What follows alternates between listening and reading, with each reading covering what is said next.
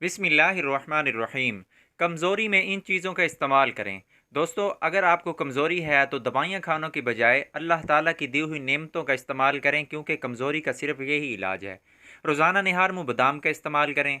रात को सोते वक्त दूध में शहद मिलाकर लाजमी पी लें। जिस कदर मुमकिन हो छोटे गोश्त का इस्तेमाल करें। खुश्क मेवाजात का इस्तेमाल लाजमी करें। ज़्यादा से ज़्यादा फलों का इस्तेमाल करें और ज़्यादा से ज़्यादा सब्जियों का इस्तेमाल करें।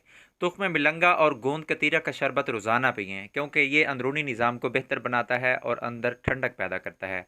बादाम की सरदाई बनाकर लाजमी इस्तेमाल करें, क्योंकि ये इंसानी जिस्म के लिए बेहद मुफीद है।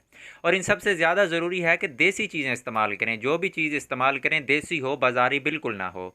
और इन सब के साथ साथ हल्की फुल्की वर्जिश लाजमी करें, क्योंकि वर्जिश जो है इंसान के जिस्म को तवाना रखती है।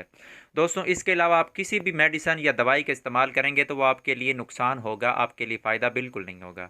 तो उम्मीद करता हूँ इस वीडियो से आपको फ़ायदा होगा।